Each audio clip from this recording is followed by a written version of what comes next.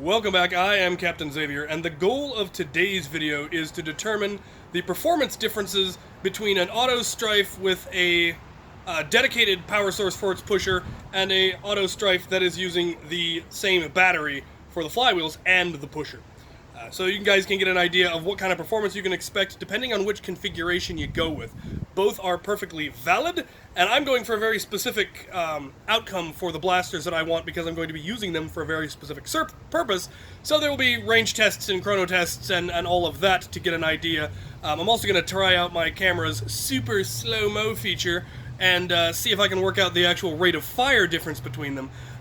But first, a bit of fun.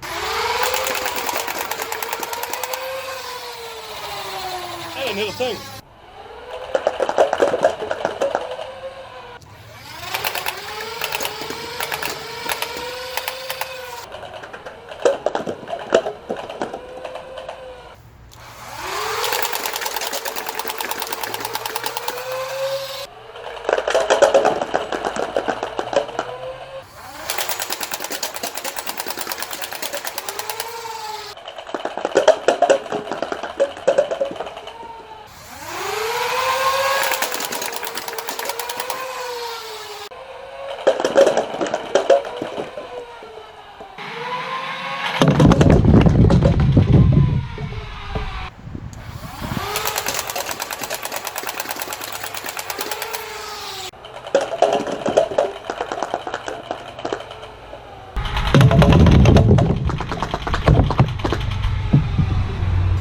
Let's go get some actual useful numbers.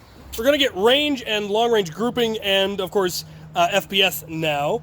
Remember, we're going for the ability to hit a man-sized target at 35 feet and less than 135 FPS, because I believe that is the limit for End War and probably WVZ. Our local Nerf Wars, it's 150, but I think those groups have it less because it's point-blank range. So, let's see what we get firing a single dart from the one with the shared battery.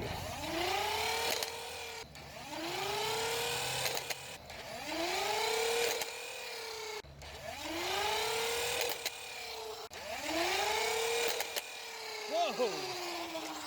That can't have been right.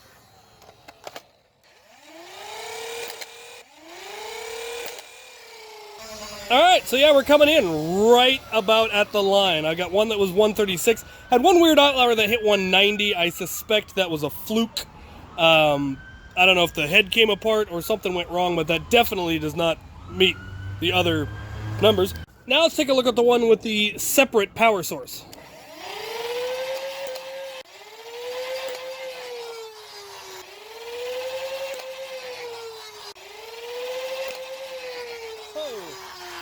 That one blew up the dart.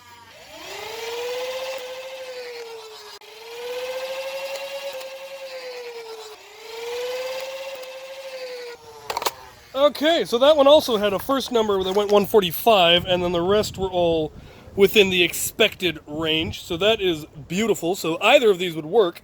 Now let's take a look at grouping, firing a mag dump from 10-round magazines. So again, first the one with the shared battery. And now the one with the dedicated battery. So they're both chewing heads off left and right, and I don't know how well you can tell from there. But the dedicated one definitely has a lot more range. Both of them are beautiful groupings. They're maybe 4 feet across all the way down. So I'm gonna go, let's go take a look actually. So we had a lot of the ones that went through single shot where I was shooting through the chronograph, so their range could be anywhere. Yeah, and here we're seeing them and torn off heads, and yeah, these are all the ones that came from that, and they're hitting around 50. The one with the shared battery, it's coming in here. Here you're seeing the grouping, like I said, only a couple of feet side to side. And they all came in right around 68 to around 75 feet. So that's double the range that I was hoping with exactly the FPS I was hoping.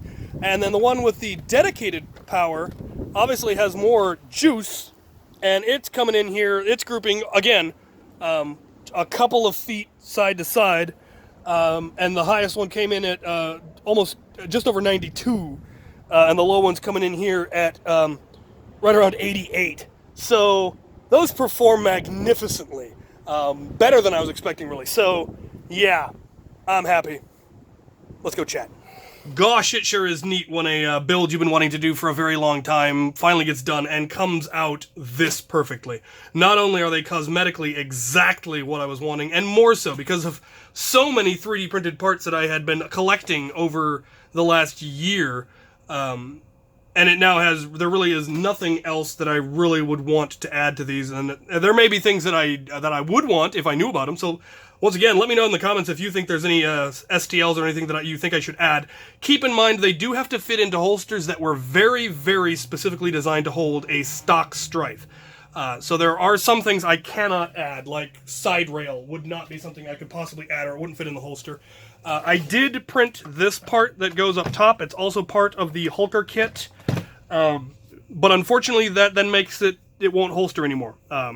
Because that is how specifically designed the holsters are, that interfered. But I can get away with these long barrels, which is nice, because I really like those long barrels.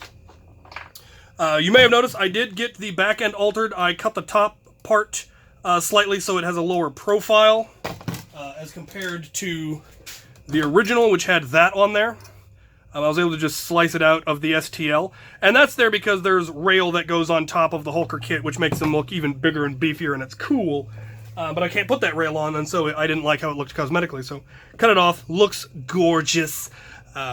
Yeah, the fact that they are performing almost the exact specs that I wanted without me having to even tweak them really, really pleases me. I needed 135, and they're ever so slightly under it. They're averaging probably around 130, 132, which is absolutely perfect, because that's good for any game that I would want to use them for. The rate of fire on the shared battery is considerably higher than the dedicated one. The dedicated one then has a little bit more power.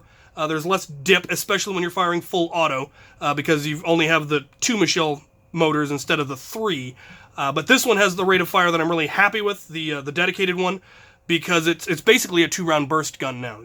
Unless you're really ginger on the trigger, you're going to get a 2-round burst, and that is exactly what I wanted.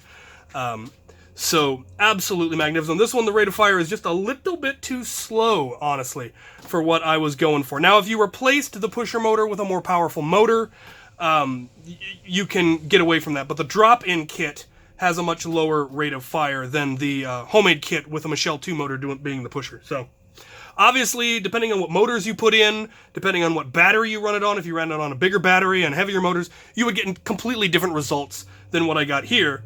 But this is the exact results that I was looking for. So I'm absolutely just flabbergasted at how right on the mark everything was with these. So I am so pleased that these finally are done. I will be using them at West vs. Zombies for sure. I will probably take them to Afterworlds, and I may even take them to one of our Nerf Wars and try them out there. See what kind of a performance I get. It should be a lot of fun. So let me know what you guys think of these builds and of the firing stuff I did, if any of that was enjoyable, or if you think it's ridiculous and I shouldn't do it again. Go ahead and let me know. I had a lot of fun shooting the cups. The downside was it was slightly breezy and they kept falling over, which is why I had to double them and triple them up to get them enough mass to keep them from just blowing over. But it was a lot of fun. Anyway, glad these came out. I hope you enjoyed it. Thank you guys for watching.